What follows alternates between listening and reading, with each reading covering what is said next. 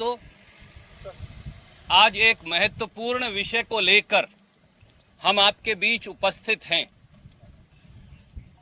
पूरा देश देख रहा है, भगवान श्री राम के मंदिर का शिलान्यास, उसकी शुरुआत, भूमि पूजन की कार्यवाही कल 5 अगस्त 2020 को अयोध्या में होगी।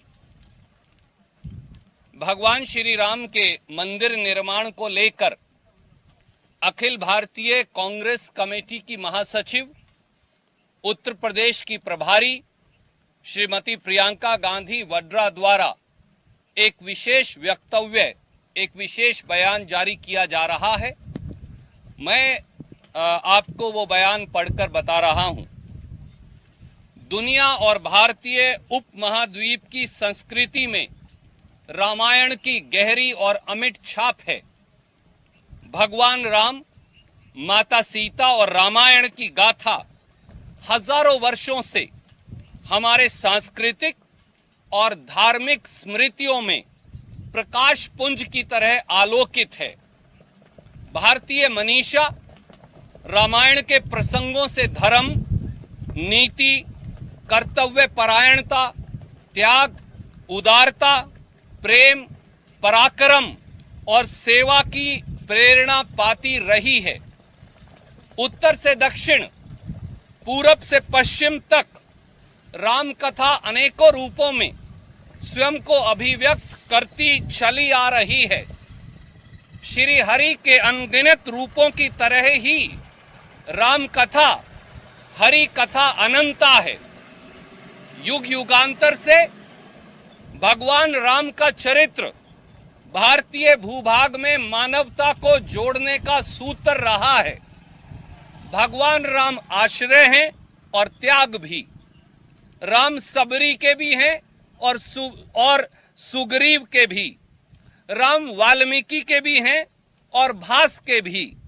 राम कम्बन के भी हैं और येशु तच्छन के भी। राम कबीर के हैं, तुलसीदास के हैं, रैदास के हैं। सबके दाता राम हैं। गांधी के रघुपति राघव राजा राम सबको सम्मति देने वाले हैं। वारिस अली शाह तो कहते हैं, जो रब है वही राम है। राष्ट्र कवि मैथिली शरण गुप्त राम को निर्बल का बल कहते हैं। तो महाप्राण निराला कोट वह एक और मन रहा, राम को जो ने थका, कि कालजयी पंक्तियों से भगवान राम को शक्ति की मौलिक कल्पना कहते हैं। राम साहस हैं, राम संगम हैं, राम संयम हैं, राम सहयोगी हैं, राम सबके हैं। भगवान राम सबका कल्याण चाहते हैं, इसीलिए वे मर्यादा पुरुषोत्तम हैं। आगे प्रियंका जी ने कहा, आगामी 5 अगस्त 2020 को रामलल्ला के मंदिर के भूमि पूजन का कार्यक्रम रखा गया है, यानी कल। भगवान राम की कृपा से यह कार्यक्रम उनके संदेश को प्रसारित करने वाला राष्ट्रीय एकता, बंधुत्व और सांस्कृतिक समागम का कार्यक्रम बने। जय सिया राम, प्रियंका गांधी वड्रा।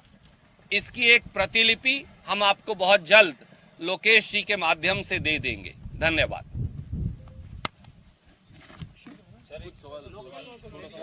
जी जी जरूर। मैंने सोचा सर, ये जो सियासी संकट चल रहा है पूरा, क्या राजस्थान के सियासी संकट को लेकर के ये जो बागी हैं उनके लिए दरवाजे बंद हो चुके हैं या प्रयास जारी है कांग्रेस के? आदरणीय मित्र, ये कल भी हमने जवाब दिया और कहा कि सबसे पहले वो वार्तालाप करें और उसको करने के लिए पहली शर्त है कि भारतीय जनता पार्टी की आओ भगत, मेहमान नवाजी छोड़ें। मनोहर लाल खट्टर जी की भारतीय जनता पार्टी की हरियाणा सरकार का सुरक्षा चक्र छोड़ें। हरियाणा में तो आए दिन बच्चों की, मासूम बच्चों की हत्या हो रही है, उसके लिए तो पुलिस उपलब्ध नहीं। गैंग रेप हो रहे हैं, बलात्कार हो रहे हैं, लोगों को गुड़गांव में सरेराह पीटा जा रहा है, उसके लिए पुलिस उपलब्ध नहीं। परंतु इन 19 विधायकों की सुरक्षा के लिए सैकड़ों हजारों 1000 के करीब पुलिसकर्मी जो लगाए गए हैं। भारतीय जनता पार्टी हर कांग्रेस पार्टी के नाराज विधायकों को जो सुरक्षा दे रही है उसके क्या मायने हैं।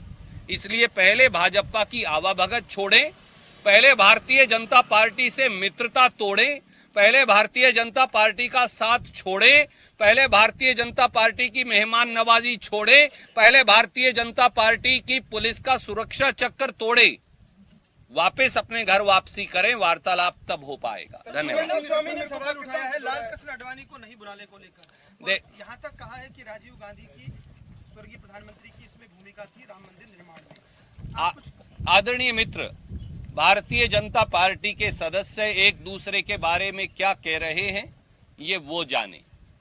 मुझे लगता है कि भगवान श्री राम और सीता माता की जो व्याख्या, भगवान श्री राम के आदर्शों और मर्यादाओं की जो व्याख्या श्रीमती प्रियंका गांधी वड्रा जी ने आज अपने इस स्पष्ट वक्तव्य में की है, इसके बाद व्यक्तियों को परस्पर कोई अगर छीटाकशी करता है तो ये वो जाने, क्योंकि राम तो सबके हैं।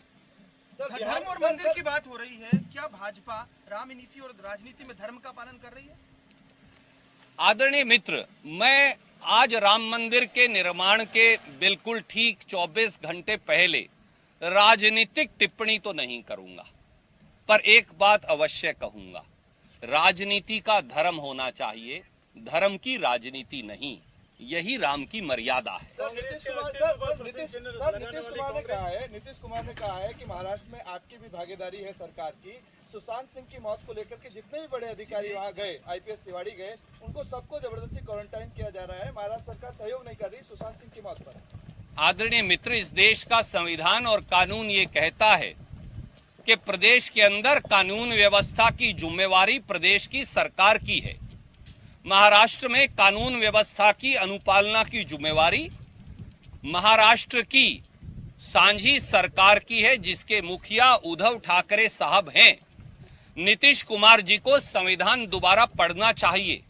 नीतीश कुमार जी या बिहार की सरकार जबरन पुलिस भेजकर मिशन यानी परिधि के अंदर दखल अंदाजी नहीं कर सकती। अगर एक प्रांत की पुलिस दूसरे प्रांत के अंदर जाकर जांच करेगी तो फिर अराजकता फैल जाएगी। हम भी जब गए, याद करिए, राजस्थान का उदाहरण देखिए, राजस्थान की एसओजी जब गई तो हमने हरियाणा पुलिस से कांटेक्ट किया। जिम्मेवारी है कि वो प्रदेश की पुलिस से कांटेक्ट करें, उनका सहयोग लें, ये नहीं कि कानून और संविधान की धज्जियां उड़ा दें। ये अलग बात है कि क्योंकि भारतीय जनता पार्टी दुर्भावना से 19 विधायकों को रखे हुए है हरियाणा में, तो उन्होंने एसओजी की टीम को बार बार गैर कानूनी तरीके से रोक दिया। महाराष्ट्र में जो मुकदमा दर्ज है उसकी निष्पक्ष जांच होगी, सटीक जांच होगी और किसी दोषी को जाने नहीं दिया जाएगा। धन्यवाद। ये कहा जा रहा है होटल के भीतर से कि भाजपा के फोन आ रहे हैं विधायकों के पास, क्या ये सही है या केवल भ्रामक है? आदरणीय मित्र, भारतीय जनता पार्टी का राजस्थान के 8 करोड़ लोगों द्वारा जनमत से चुनी गई सरकार को अस्थिर करने और गिराने का षड्यंत्र आए दिन जारी है। भारतीय जनता पार्टी धन बल, बाहुबल, सत्ता बल के हर हथकंडे अपना रही है। उनकी अपनी बौखलाहट भी साफ है, क्योंकि उनका भानुमति का कुनबा भी चरमराकर आए दिन गिर रहा है।